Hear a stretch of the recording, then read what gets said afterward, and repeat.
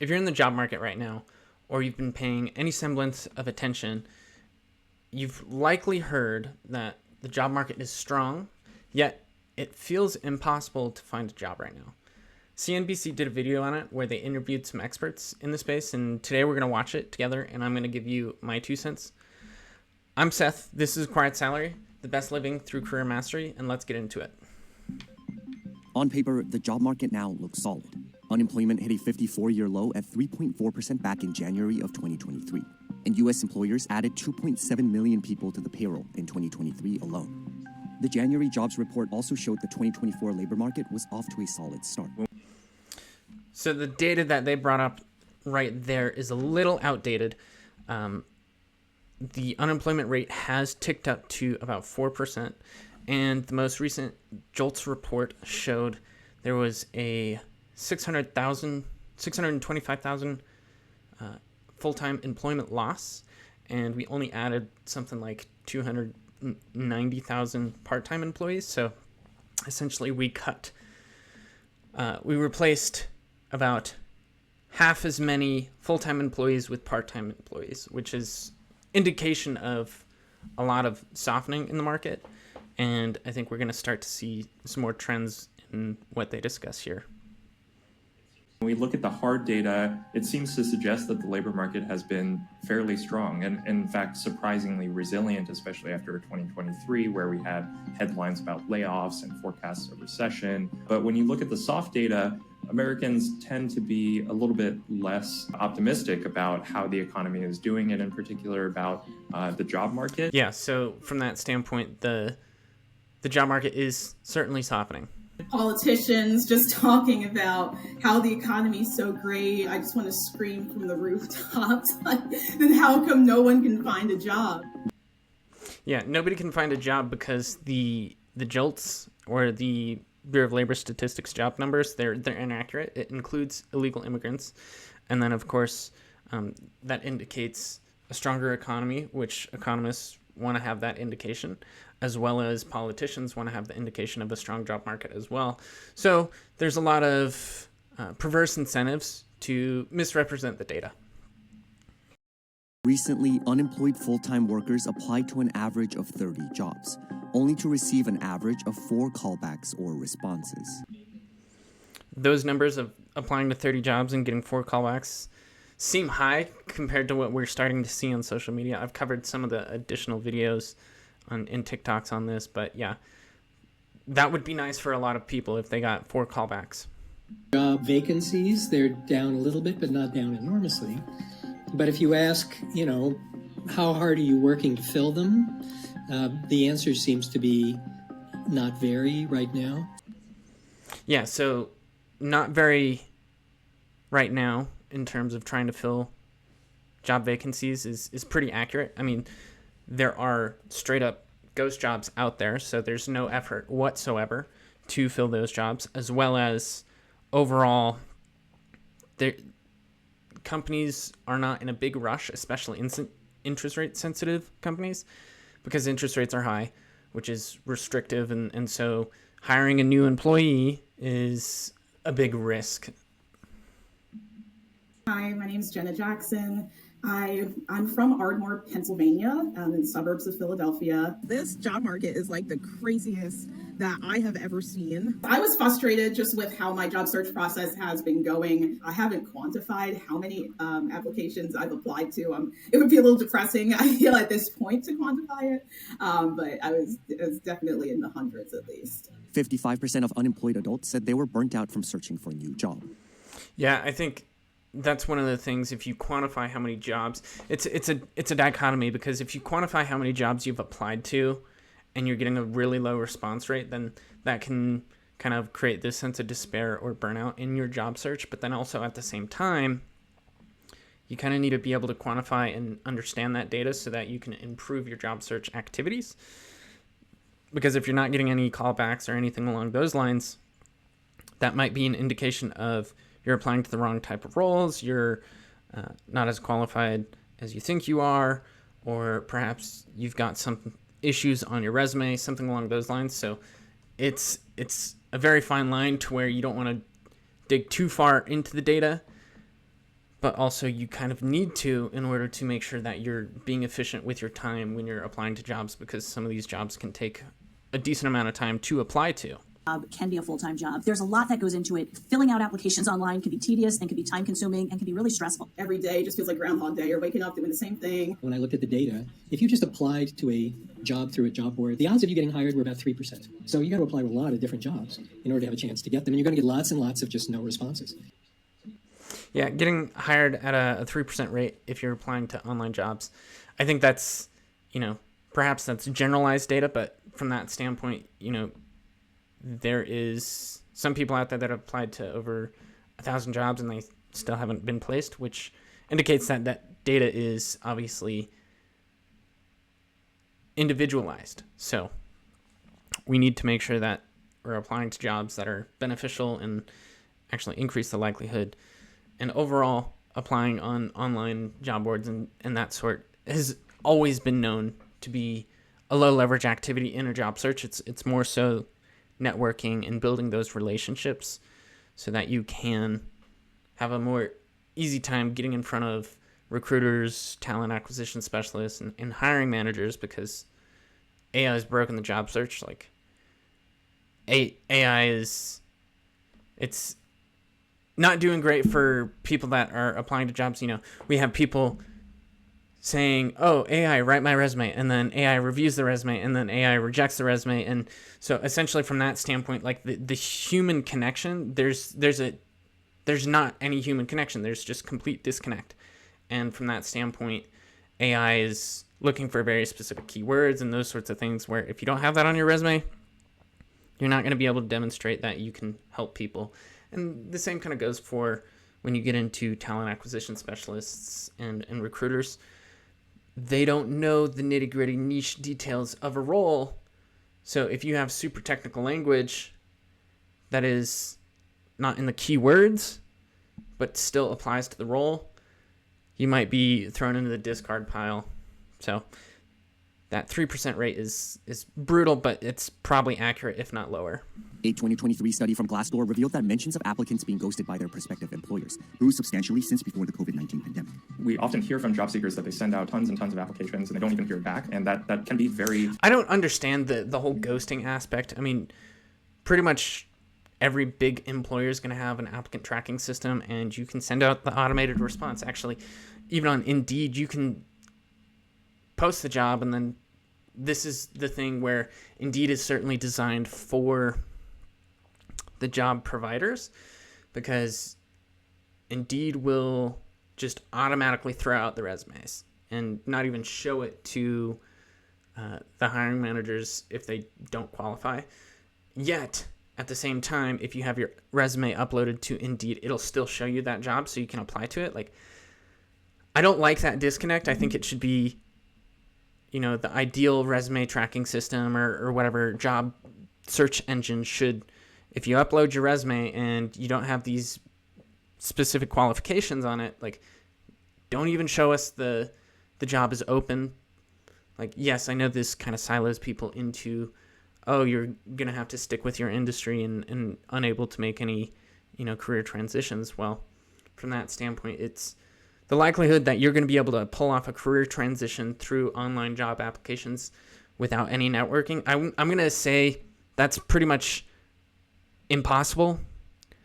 You need to be able to get your resume in front of a hiring manager so that you can then have the discussion and demonstrate your transferable skills and how you can provide value to the hiring manager. Professional as well. It's like, especially if you're going to take the time to do an interview with them, you can at least let them know. And I think it's because of technology. It's easy to put up a job, and so many people can see that job. So when you get such an overwhelming response, it's often very difficult to get back to every single solitary candidate. Certainly during the Great Resignation. I mean, you certainly can't get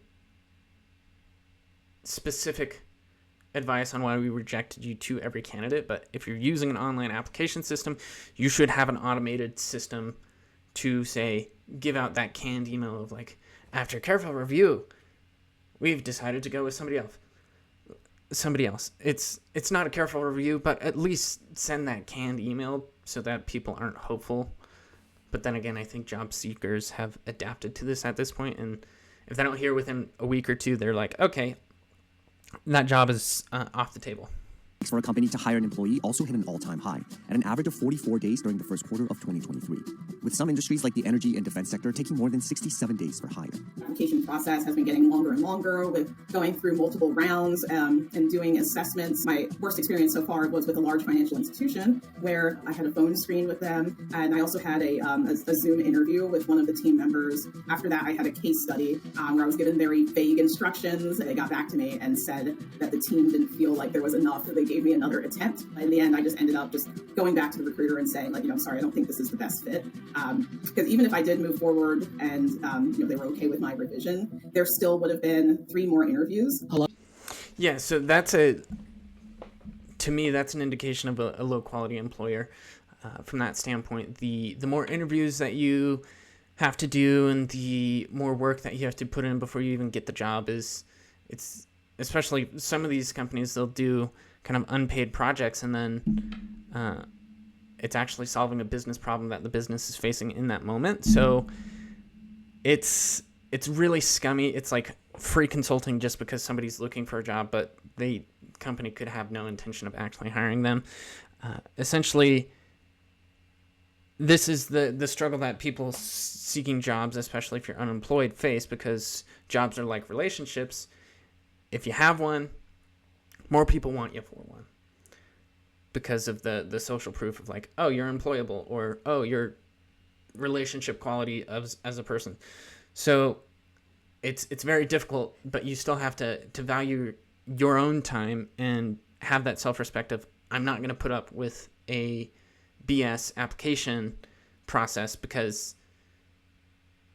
the only way for these companies to get the message and understand like, oh, we have an outdated recruitment system, is if more people avoid or abstain from the desperation of going through that lengthy and arduous process. It's essentially, a business has 2 sides. They have the customer acquisition and then talent acquisition. You're not going to make it so incredibly difficult for your business to acquire customers unless you're overwhelmed, which inherently is what a lot of these companies are. They're overwhelmed with the amount of people applying to jobs, but the additional barriers don't actually increase the quality of candidate. If anything, it lowers the quality of candidate, because the good candidates that are at the top of the game aren't going to go through that BS process. So it's a perverse incentive, or it's backwards. Just ease your application process and you're going to get more volume, and the more volume you have, the more likely you are to find a high quality candidate. A lot of employers think that doing more interviews is a good thing, and it's not a good thing. Most job interviews are not doing anything important. They don't know that the questions they're asking are going to reveal anything about whether you're a good candidate or not.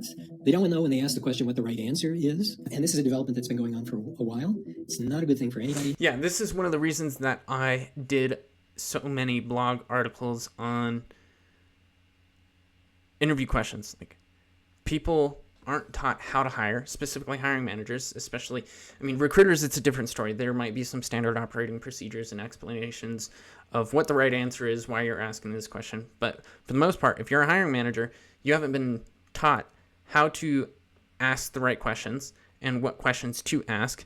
And when you ask those questions, what you're specifically looking for.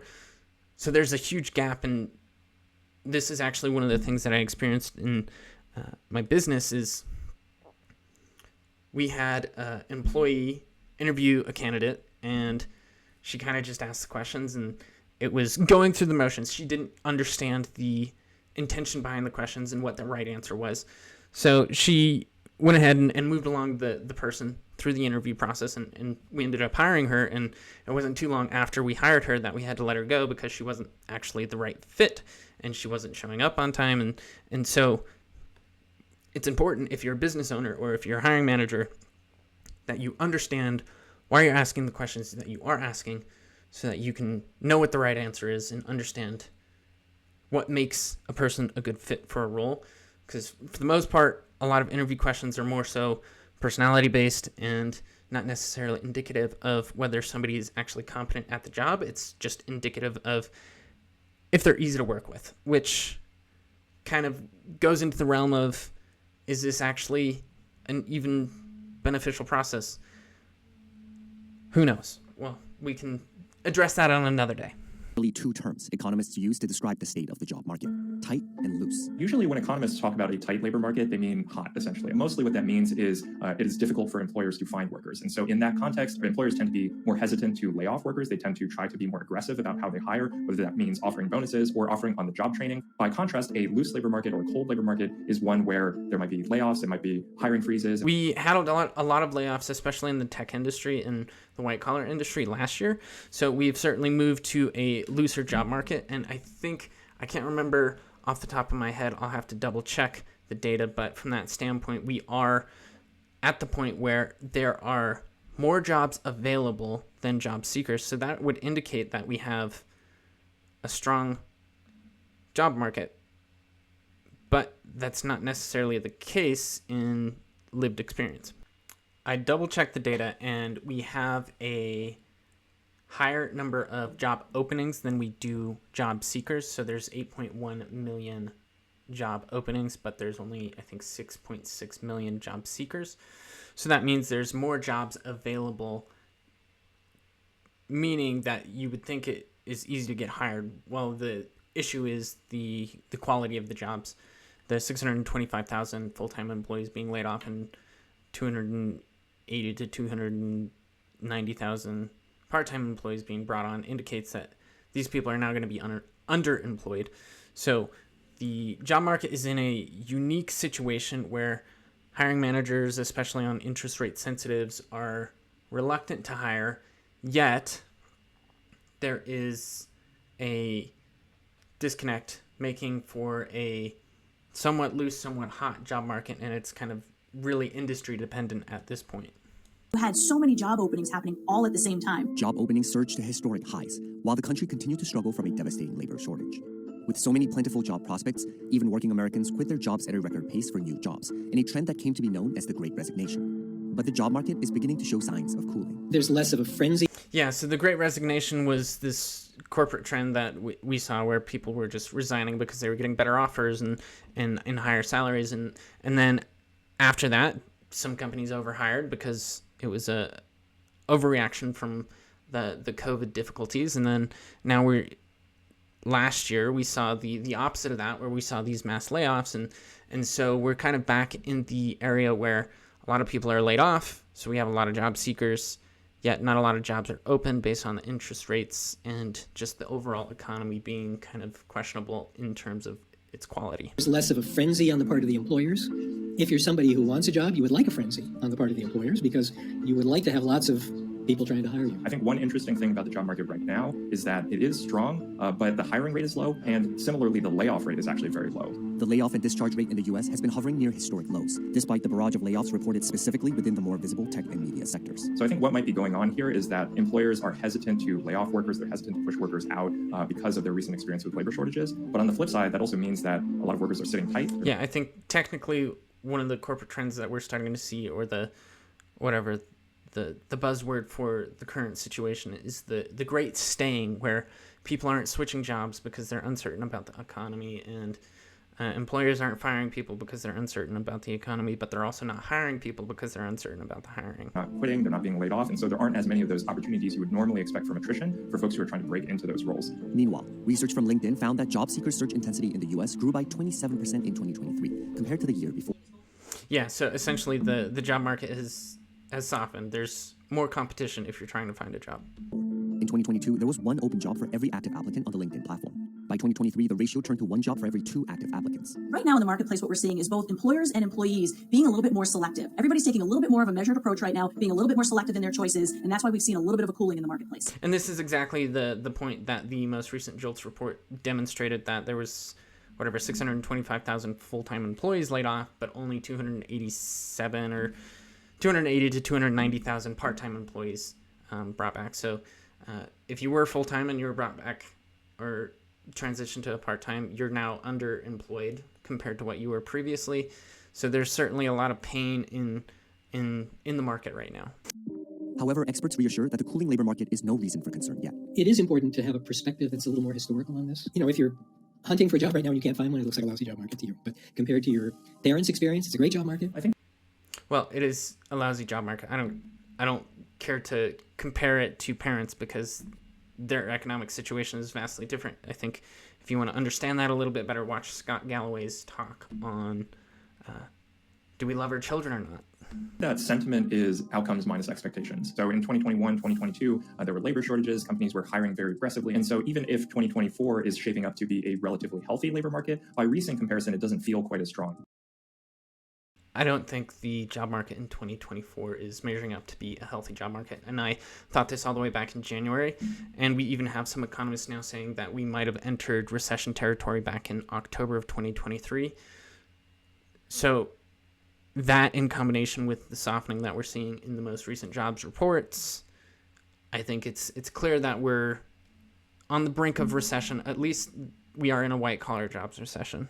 If you are the Federal Reserve and you want to slow the economy down, that means you want to slow the markets down a bit. The biggest market is the labor market. You know, if you look at what employers do, where their budget is, it's mainly going to labor. So you can't easily cool the economy down unless you cool the labor market down. Experts also... Yes, but the Federal Reserve has a dual mandate of maximum employment and low inflation. And so there's kind of some indications and changing in policies to where they started to ignore the dual mandate, but the likelihood of soft landing at this point, in my opinion, is not realistic. It's also noted that the health of the labor market will largely rely on where the economy is headed next. If the economy does slow down more significantly in 2024, if we see a recession in 2024, the labor market can be somewhat resilient, but it can't fully buck the broader economic trends. And so that's definitely something we want to watch out for in 2024. It's not a guarantee that the job market is going to remain as strong. Broadly speaking, we might have some optimism about the economy. That doesn't necessarily mean that the job search is an easy process. And the job search, simply put, especially with the advent of AI, is not an easy process. And it has to do with what's going on in the bigger economy. It has to do with uncertainty, but it also has to do with a lot of quirkiness inside employers about how they handle hiring these days. It's definitely Also, just the leadership crisis that the United States faces right now. People don't know how to lead. They don't know how to hire. They don't know a lot in the area, and it's not necessarily something that's taught. difficult out there, but I just encourage you not to give up and still keep diving into your network and stay tight with family and friends, just to give you, the emotional support that you might be lacking at the moment, and to give you that confidence that you can do it. What do you think? Please share your thoughts in the comment section below. If you've made it this far into the video, you may as well like the episode, subscribe to this channel so you don't miss out on future videos where I analyze the job market and how to master your career.